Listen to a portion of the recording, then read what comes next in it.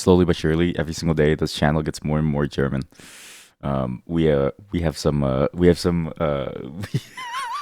I don't know, it's just something funny about the fact that everyone in this channel is getting German ads, and then we have German chat members yelling at the non-German chat members in order to please do something. I don't know.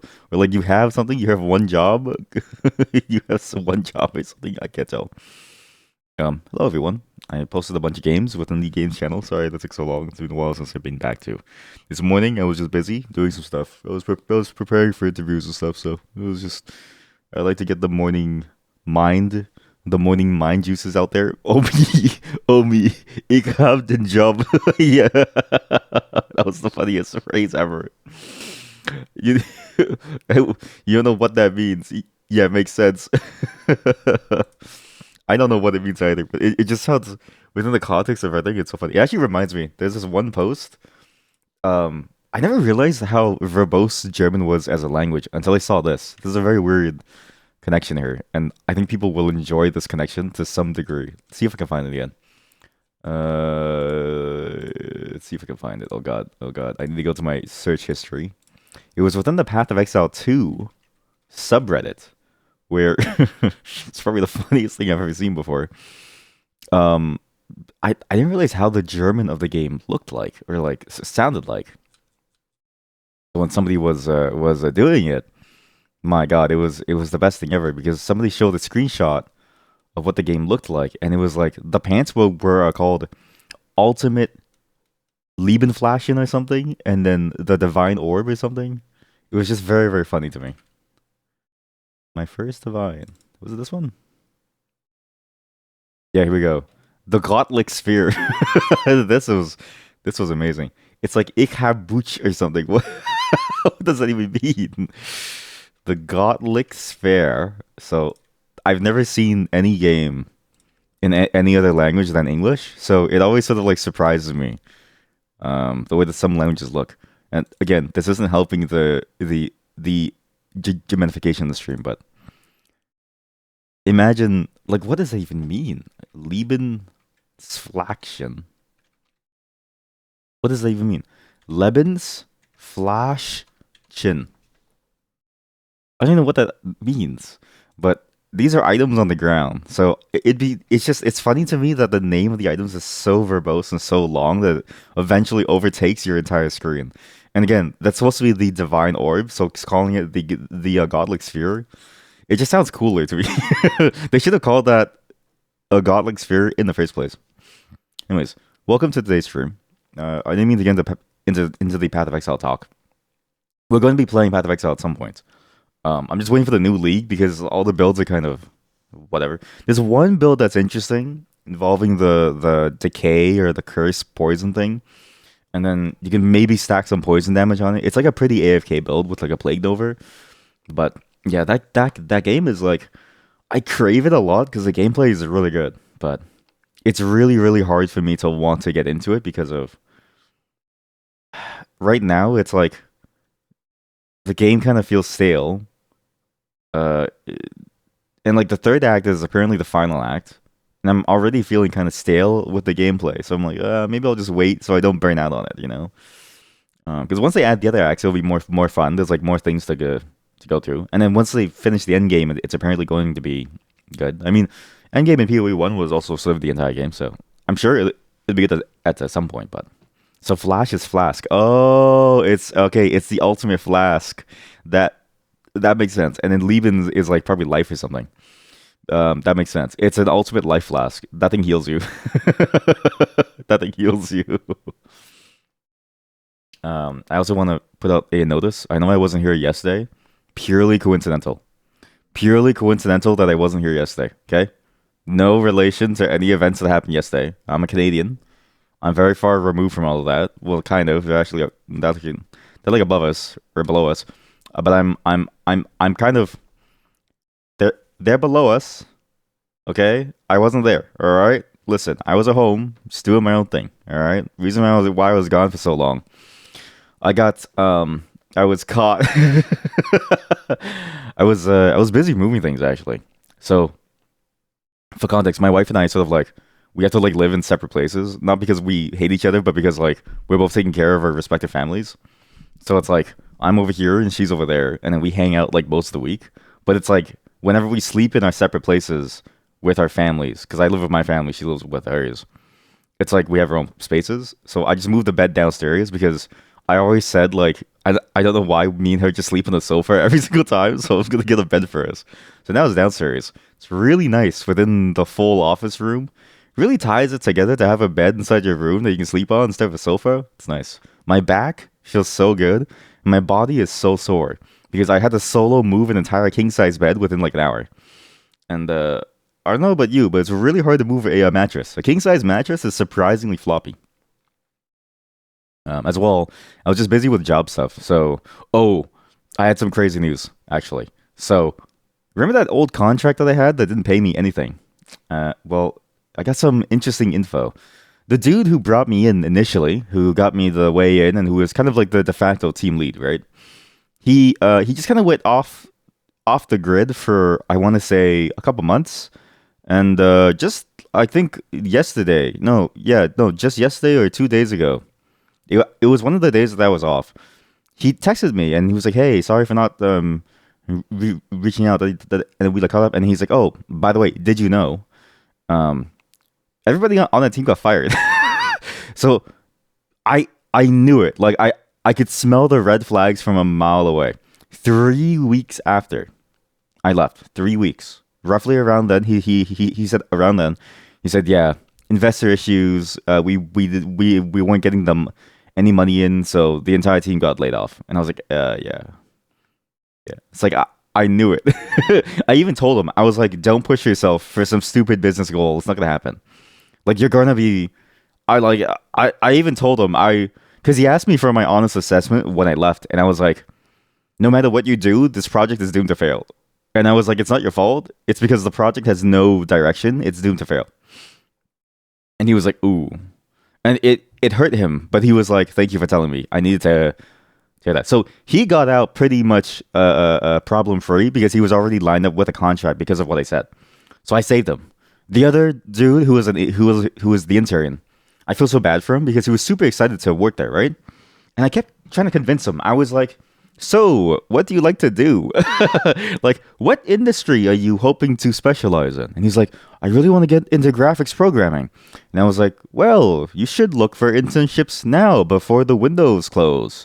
Yeah, have you thought about the summer internship line or the winter internship line?" And he's like, "Yeah, but like I work here now."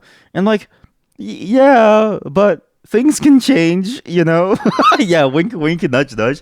I didn't want to go too hard because, like, they can technically sue you for poaching and stuff, but I was like, or like, well, whatever the thing is, but I was like, I needed to make sure. Same with the other senior guy. He like told me privately. He was like, "Yeah, I know." But the intern, I was like, I have to wake him up from his intern days because when you're an intern, everything seems good and you don't believe that bad things can happen. So you simply believe that it's possible for this dream to keep on going. But someday you have to wake up, right? At some point, you have to wake up from your dream and face reality.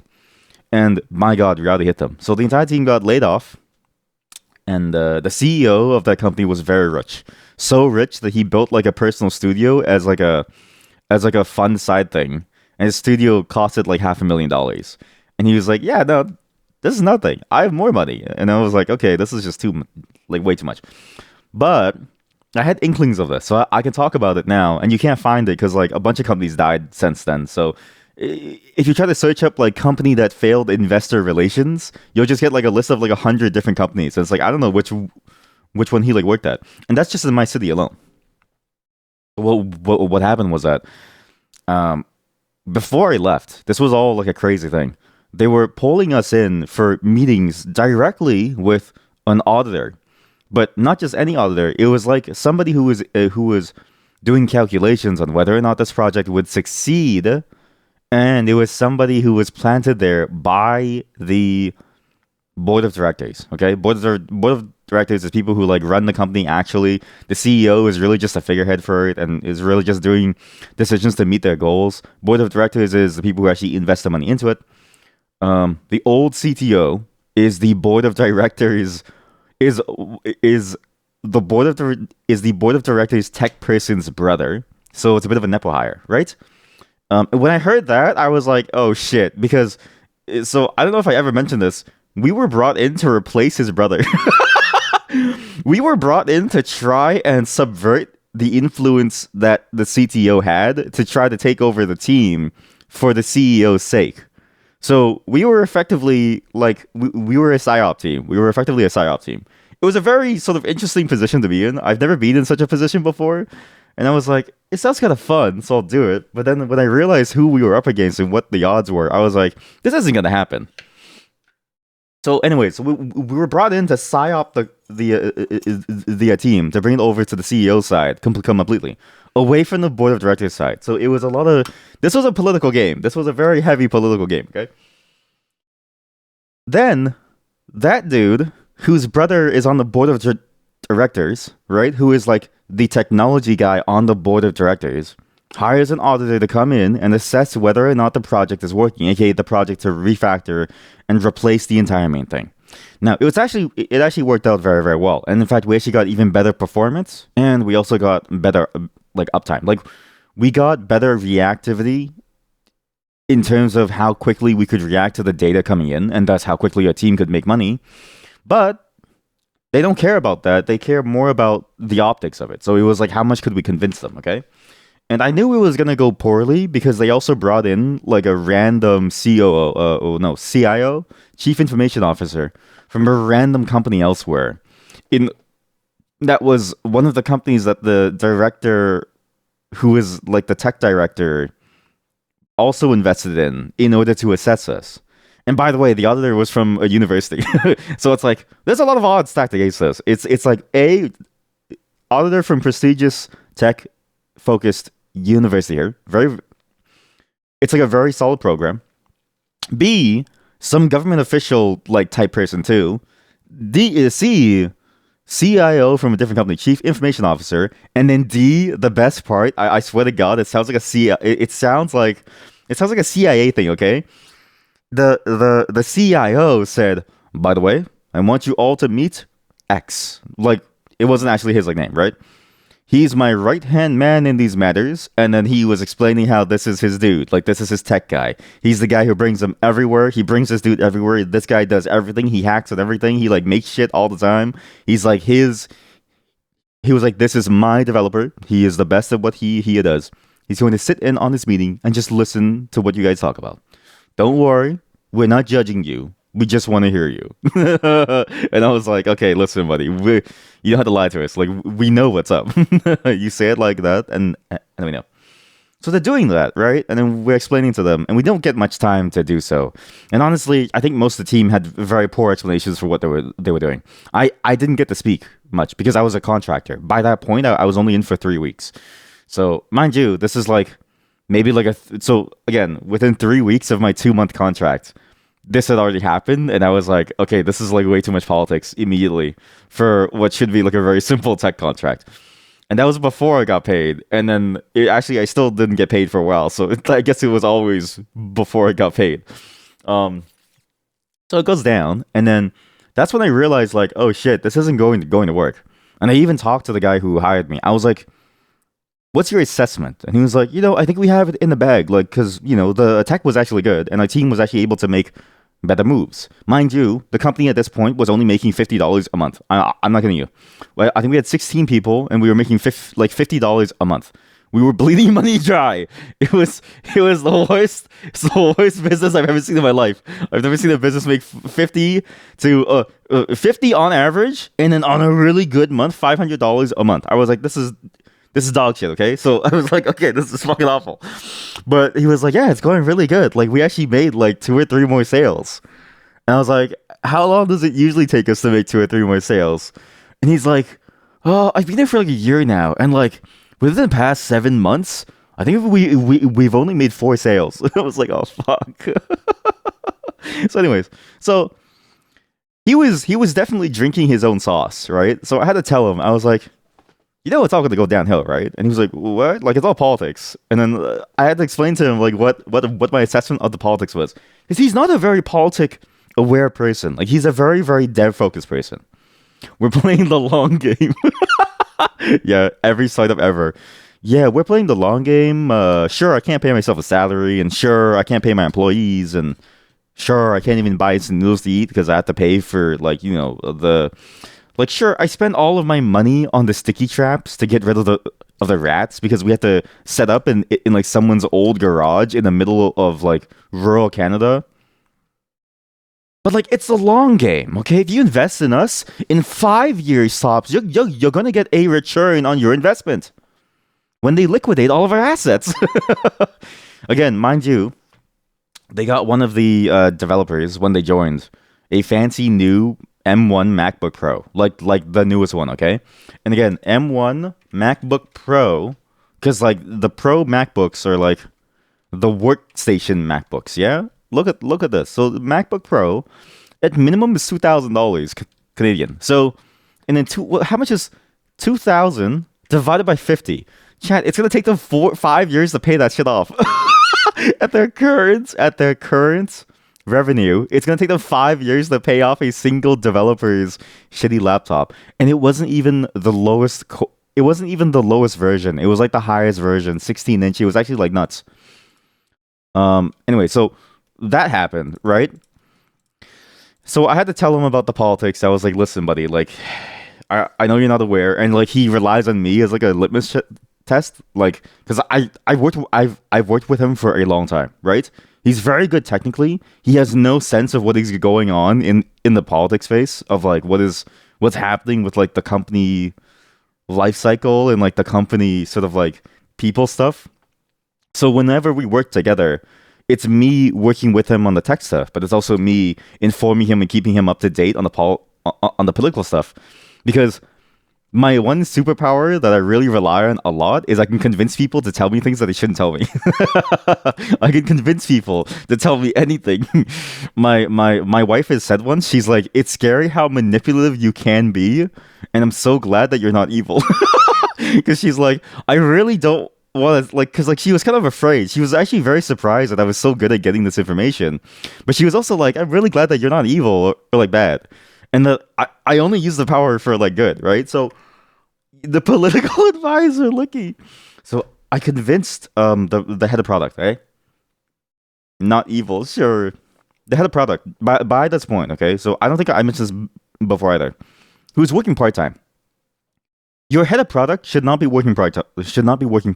Your head of product should be working full time, not because part time is necessarily impossible, but because for a startup at that stage, why you have a head of product for a startup that has $50 a month in revenue? I don't get it. B, at that stage, so early on, when we don't even know what we want the core product to be, you have to kind of figure out, okay, well, what are you going to do? And you need your head of product to be there for those small meetings that happen every single day to quickly realign the product towards what they need, right? You start off with like a very generic base with like a very abstract idea of like what you want, and then you add more details to it as you go on, and then you even prune some ideas as you get them, right? And in that way, there should be like a dialogue that early at least. This is only for like very early stage startups. Like you're just you're just starting up. You and your dev team should be working together hand in hand to be, quickly iterating on this stuff just to get something out the door, just so we can see it, right? The timeline, even for the refactor and like the rework, was way too long. Like they were months in, and I was like, this should have been a 1 month thing. Like it should have been even faster than anything else because we don't even know what we want yet. I thought it was gonna fail because of that, but then I saw the politics and I was like, it's gonna fail because of two reasons. So, anyways, head of product, part time, doesn't really do much. He actually spends most of his time taking his daughters to play hockey. He's to be fair, he's living the life. He has a shit ton of money. He's rich. Okay, I've seen his portfolio. I've seen his like resume. I've seen his name pop up in like a lot of spaces. So he's well known. B, he's incredibly rich. So he doesn't give a shit. He's also really cool because we would talk about music all the time, and he really loves MF Doom. So we connected on a personal level very well. And then, but I saw how he was. He was a very sort of ADHD kind of person. And I say that because he actually told me that he has ADHD. But he was like the stereotypical sort of like thing that you imagine when somebody has ADHD. He was always distracted with a new idea, like actually distracted with a new idea, and so the product never really had a focus. And then I'm not kidding you, there were meetings where I would just sit there, and like I would come in for a meeting. It was supposed to be like a 5-10 minute meeting because he wanted to connect over some things that some ideas that I had, right? And then he was like, great ideas. Anyways, what do you think about this design and these colors? And so I'd have to sit there for 2 fucking hours as he's live making a design, and then he's like, and then he like gets me, and I have to join him to make like he's getting me to join in to make these things, right? By the way, at this point, we also hired a designer, a contractor, who he didn't pay. So I'm like, why are we doing this? We're just redoing the work that she did, and I feel like I'm going insane trying to talk to him. Anyway, so I got him to start talking about the business internally. And I kind of like, again, I kind of psyoped him into him accidentally telling me. And then he was like, ooh. And it was funny too, because he was like, probably shouldn't have told you that, but it's too late now. So I might as well tell you all of it. So he's like, yeah, the investors are kind of not happy about what we're doing. And like, things are going too hot on the back end. And like, the CEO is always in a meeting trying to deal with like, the investors and stuff. But like it's going good. But yeah, it's been really hard. So they're really hammering down on us to figure out if it's worth even in keeping their investment in us. And then when he told me that, that was when I said, okay, I'm not gonna continue my contract. So it was a public company too. So no, it's weird. So most startups go through this phase where they're private companies, but they also get private investors. So even if you're a private company, you can still get private investors. They just hold a very, very different level of stake. One, you can't really do anything against them once they actually buy in. Like, it's very hard to buy them out. You need in most cases, you need like double the amount that they put in to be able to buy them out because they're looking for some level of return, right? B, there's a lot of terms that come with it that depend on how you get that investment. The typical way in my city is you go through this specific company that handles funding rounds for startups. So I think we were on stage. It's like the stages are weird. It's like A, B, and then E, and then I don't know what happened to C, D, but this is something like that, or maybe it's A, B, C, D, E. But anyways, we were on like the first stage. So it's like there's like 4 or 5 stages, and we were on the second of the first stages. And we were talking to, surprisingly, a lot of people. We were even talking to, is that Andreessen and Horowitz? Is that the name again? I forget the name. Yeah, Andreessen Horowitz. Because for some reason, the CEO also knew the people from Andreessen Horowitz. So there was a surprising amount of interest in the company, but a lot of the investment was from smaller parties initially, because your initial rounds are kind of small. Like you have to go through those initial funding rounds, which are like, seed rounds or whatever it's called. They give you a small amount of money, and then you use that to bootstrap quickly in order to prove the concept and then get higher level investors. So the plan was to go from them into Andreessen Horowitz, A16Z. The problem is that when you do so, they also come with very different terms. Depending on the firm that you use to do your private funding, the terms can be pretty intense. If you do it by yourself, you have to negotiate terms for yourself. But they went through a company at that time. And so that company, as far as I know, because I've been at 2 places that also use them as well for their funding rounds. Basically, the stock was always going to be preferred stock. And so, like, no matter what, the investors could sell off before every other stakeholder in the company. So typically, the earlier you get in, the easier it is for you to hold on to and profit from a large sort of like value growth of a company, because you have the ability to sell off first because your terms dictate that. Like, you literally get first choice on how much you want to sell or like keep. It's a pretty intense world.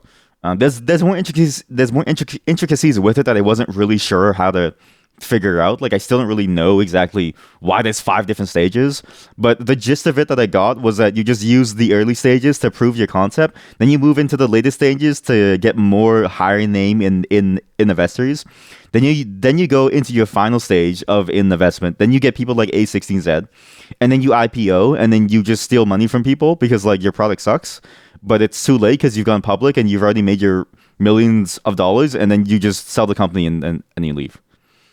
That's actually the life cycle of most startups, so that happens. Um, so yeah, it wasn't public. It was private, fully private in investors. There was only one, I think, that was a personal investment link. Because the CEO again, he came from a rich family. Like he was very well connected, but the rest were from those like funding rounds, and then from these companies that like help startups sort of like go through those funding rounds. It was pretty interesting. But yeah, a lot of investment stuff, a lot of weird politics stuff, and then they said, okay, well, they're not really big on our plan, and so yeah, that's what happened to the team. So I'm glad that I left. I read the signs. In fact, the first red flag was that I didn't get paid. The first red flag was I didn't get paid, and I was like, this isn't going well. Because if you can't pay your engineer, right? Because like there's like this like I don't know if it's a saying or something, but I've heard this advice often touted where it's like there's like a level of people that you should pay, okay? That you should figure out what to do. You gotta pay your finance dude because if you don't pay your finance dude, he's not gonna help you cook the books. I'm just kidding. He's not supposed to help you cook the books, but he's supposed to help you figure your shit out and like keep it flowing, right? Then you gotta pay your engineers because they're the ones building their product, right? And then you pay everyone else. If you can't pay those first two parties, you're doomed. And guess what happened? I only found this out near the end of my term too. Was that the reason why the CEO was handling the finance? Because usually you hire like a finance oriented person, or the CEO contracts out to a third party company to do payroll because you really don't want to do payroll yourself. It's very easy to mess up. It's because the old finance guy left because there just wasn't enough money in it, and he was like, "I don't believe in it anymore." So nice to find that out. But yeah, when I found that out, and then when I found out that that's why I wasn't getting paid on time, I was like, "Yeah, it's going downhill." Where's the money? Wait, but you wrote in the contract I was supposed to make like $15,000 for 2 months of work. Look, where's the money? So yeah, it was pretty bad. It's pretty bad. It was pretty wild to hear it too. That it just kind of happened 3 weeks after I left. But I had a feeling because the vibe that I got from those meetings, again, like when we had to show off our tech, it was probably the worst presentation I've ever seen. Where the team was a senior and a tech lead and stuff, and an intern, right? Because I was just 3 weeks into my contract, I had nothing really to contribute. When I saw their presentation and when I saw what they were trying to tell about their product, I was very surprised at how little practice they had and how little direction that they had with it. Because I feel like they should have tried to sell it more, but like in the end, it wouldn't have mattered because I think there was just a bunch of politicking side on the back end. But the reason why I think they couldn't present it, even despite such a seasoned team for the most part, it's a small team, but it's also a small product because it's still fresh, right? It's because the product side was just boned, right? Again, not paying the design contractor, always getting distracted, never really thinking about the product, thinking about features like 5 years in advance instead of focusing on what is MVP. I was just sort of surprised at how weak the entire thing was. Money is a social construct. Well, listen, buddy, I need more social constructs, okay? If I don't have enough social constructs, I'm gonna go broke. Yeah, it was a fascinating thing to sort of see. Thank God I'm out of there. So thank God I left. And again, when I got the news that the entire team got laid off, I was like, damn, I knew it. I've never been wrong about when a team is going to go down except once. I thought this one team would go down that I worked on because the way that it happened, that other company was nuts. They ousted the old director. They ousted the entire old team. Um, all because of a personal sort of like nepo-esque hire of a friend who genuinely he wasn't like super good either, but he was like he was good, but he wasn't like so good that he I think should have been given that much leeway to break down the entire system. Um, they surprisingly are still alive and doing fairly well, but I think that's because the CEO of that company was both smart and was actually well connected because he's that dude was like crazy genius. He was like 24 years old, started his own company before, made like hundreds of millions, and then left and made this one.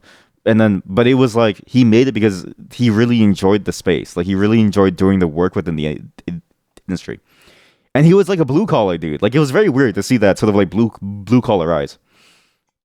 It's very, very odd, rare. Not to say that like I like people being that rich, but you could tell that he wasn't at all a nepo kid. Like he just kind of worked up from like nothing.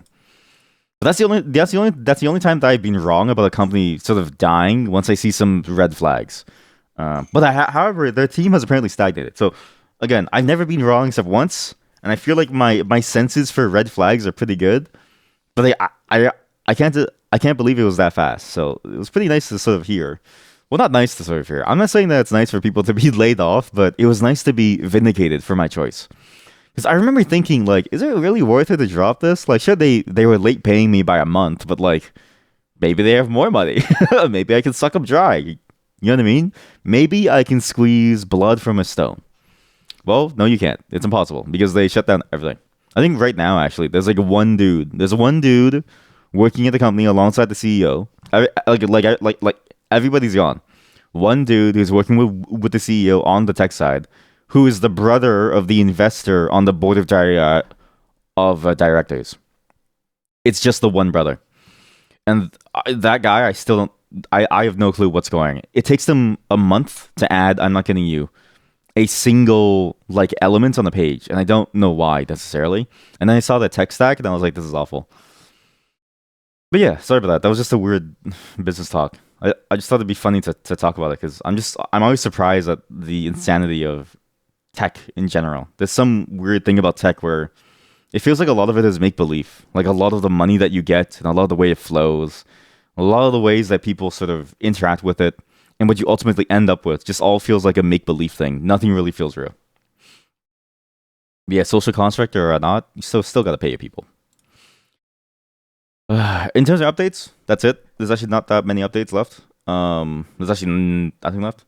Things are good, not good. I mean, yesterday was a pretty historic day. If you didn't see, maybe you've heard. If you haven't heard, then Godspeed. But let's just say it's gonna be some interesting times. I hate where we're going, but we have to wake up and smell the ashes, right?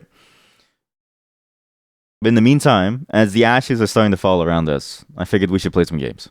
We're gonna be doing some fun things today because I have time and there's no interviews coming up. Well, like they're coming up, but it's like 2 or 3 weeks out. Flipside Frights. We're gonna be doing some more infra, just a tiny bit. I just want to finish off that one village level, and then we're gonna try out something new called The Root Trees Are Dead. Now, this game I've been waiting for a very long time because since I first saw it, it seemed like a very cool concept where it's like you need to collect all these different clues, piece them all together to figure out what's going on. I've been hooked on the concept ever since whatchamacallit, what's that game? Orwell. I've always thought that the concept was fantastic, and ever since Orwell, I've been hooked on the idea of playing a game that's about figuring things out and piecing together the truth. And it seems like that game does it in a very interesting way in the sense of like it has yet another great concept I think more games should do, which is like a fake internet. There's something about that that I really, really enjoy, and I wish more games had that. Uh, but yeah, we're just gonna go right into it. I have nothing to give you, nothing to offer you in terms of like music or anything either. I've been so busy that I have no time to figure any of this out. Turns out moving an entire king size bed when you're a sedentary programmer is extremely tough on your body, and now I'm completely sore, and so I had no time to think of anything. Just give me a second to set things up. So, what's funny, right? Is it because I'm old, or is it because I'm just weak? I I'm afraid to think of. I'm afraid to admit to myself that maybe I'm just weak, because on some level, that would have to like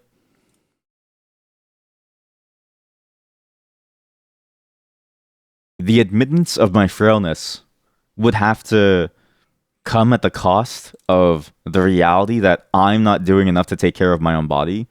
And I don't know if I'm ready yet to do that to myself. I don't know if I'm ready to do that to myself. I don't really want to do that to myself yet. But I have thought about that. I have thought about heavily. Maybe it's time for me to maybe walk around for 5 minutes every day. But the pain of walking around every single day for 5 minutes. That's absurd. Infra is a great game, but even I find myself falling asleep to it at sometimes. while I'm doing it, because there's such a level of intense puzzle seeking in that game, and the levels are so genuinely complex that it feels like you're going through mud to figure out what you're doing. It's not tedious.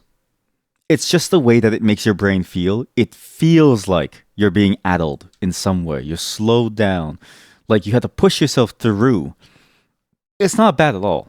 But I recognize that like it has that numbing effect on me that I think is best at the end of a stream and not at the beginning.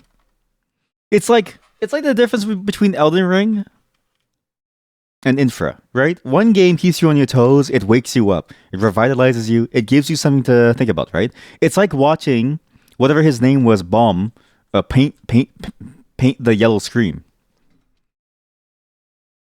Compared to, Infra, where you walk around the town and you find one single button for how many hours, which isn't bad, but Elden Ring stream confirmed. Were you here for that, chat? I was trying to play it at some point, but we kept getting distracted with new games that I just didn't finish. We're actually we're just at the beginning. The problem is that when I played it on my own time before I started streaming, I got maybe like halfway through, so I know most of it, but I also forgot most of it. But I haven't mean to actually like finish the game with the DLC, because I got gifted the DLC, and so it's like I have to play it again. You got to start over. Oh, you want to see me do a whole new run? Yeah, sure. Okay, yeah. We'll just make a new character again. All right. We could.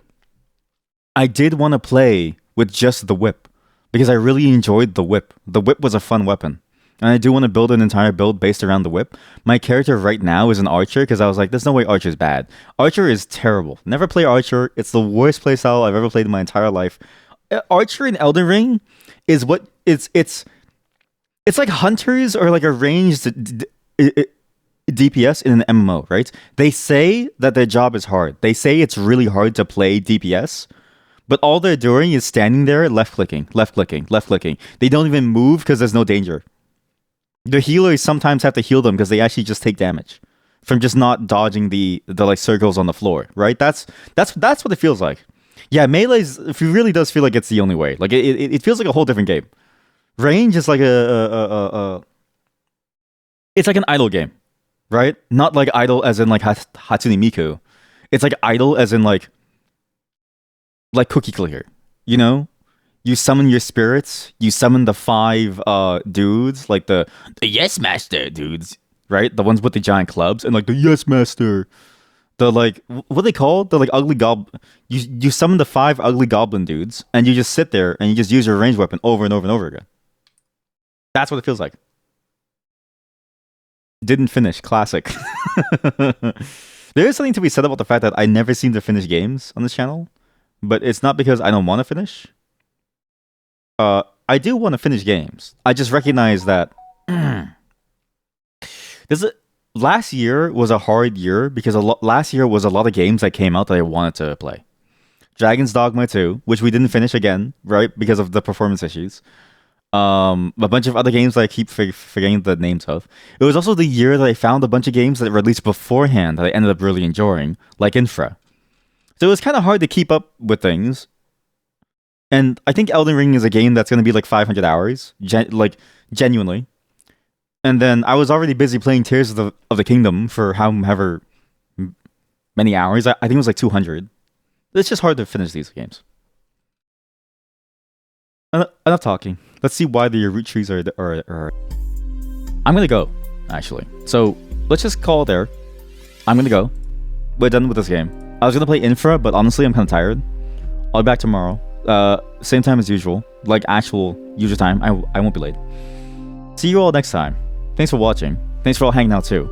We're gonna do a study on what is perfect pitch, and we're gonna see if we can like experiment. We need to find a good experiment to figure out who has perfect pitch and stuff for us to know what's going on. Okay, because I don't know if I do, but after today's talk, I question whether or not I know anything. These are good games to fall asleep to, and they're extremely fun to play. But my god, they take so much effort to go through. As well, as a heads up, sometime on the 23rd, I think. I don't know what time exactly. Or maybe the 26th. I don't know when she's going to get back to me. We're going to be doing a bit of a small VR chat traipse a bit of a journey through some VR chat worlds with another streamer because she wanted to get to know VR chat. So we're gonna see how it goes, okay? And then I'm gonna slowly introduce her to the rest of the VR chat people, and maybe see if they're down for it too. But I'm not sure. But one day this week or next week will be a bit of a collab day.